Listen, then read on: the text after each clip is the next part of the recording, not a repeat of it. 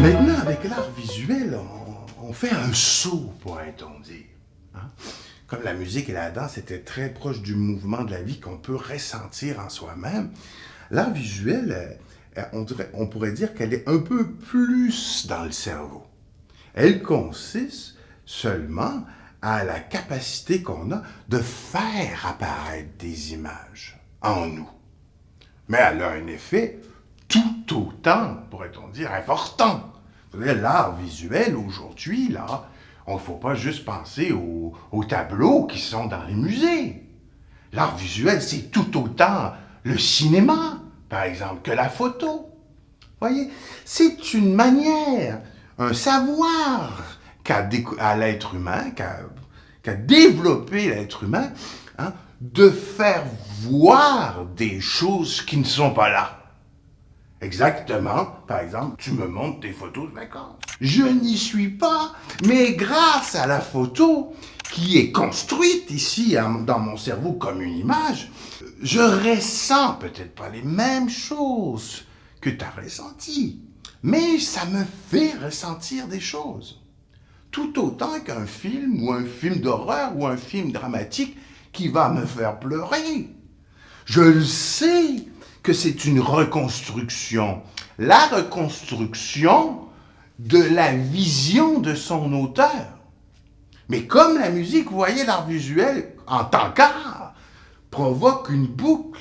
C'est l'expression d'une vision d'un individu qui m'apparaît en moi-même, dans mon propre cerveau, et qui provoque des émotions.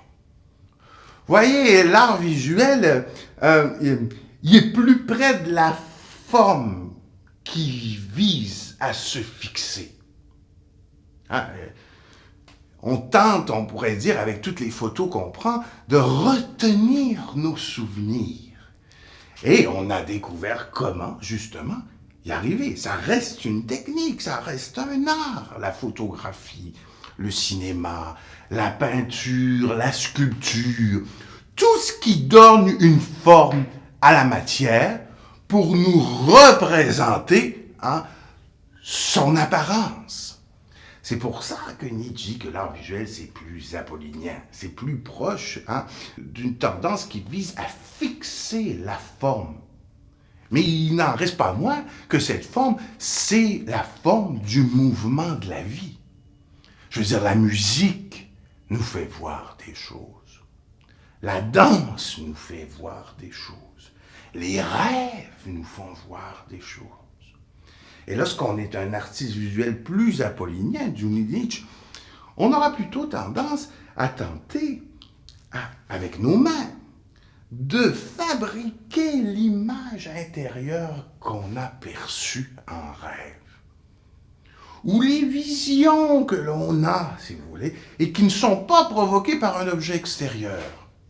C'est une certaine manière de voir. Vous voyez, ou quand on va voir des peintures au musée, n'importe lesquelles, qu'est-ce que cherche à faire l'artiste? Il ne dit pas à l'artiste, est-ce que t'aimes ça ou t'aimes pas ça? Hein? Lui, ce qu'il construit, c'est la manière la plus parfaite, d'après lui, de te transmettre la vision des choses qu'il a eues. Voyez, l'art visuel, il est toujours un peu plus dans le passé. Il est toujours déjà advenu, cette image qu'on tente de reproduire pour les autres. Mais du coup, quand on observe une peinture, on pourrait dire, l'artiste nous donne accès à ce qu'il a vu en vrai, à l'intérieur de sa propre vie, de sa propre corps. Et, voyez, c'est à ça que ça sert, l'art. À transmettre, à tisser des liens entre les êtres humains. Et à extérioriser, particulièrement par l'art visuel, les visions intérieures que l'on a.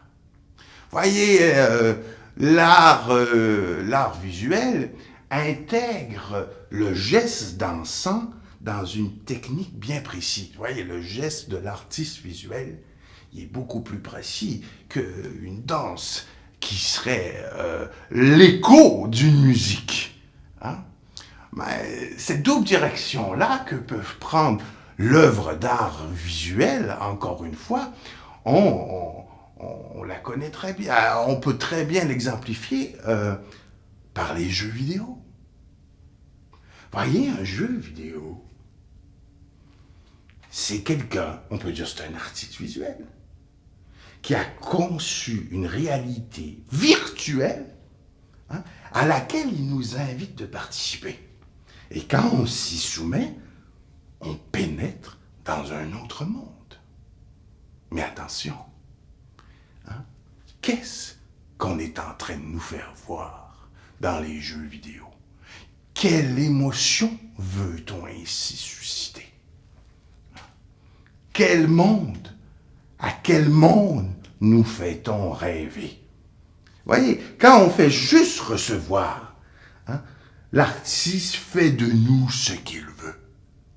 Mais il faut aussi, de l'autre côté, pour être vraiment un artiste, un être humain, non pas seulement recevoir, mais aussi créer, c'est-à-dire faire l'effort d'extérioriser, par la forme visuelle, ce qui se passe à l'intérieur de moi pour en devenir l'artiste de cette vie qui m'anime et non pas être seulement le résultat de la vision des autres.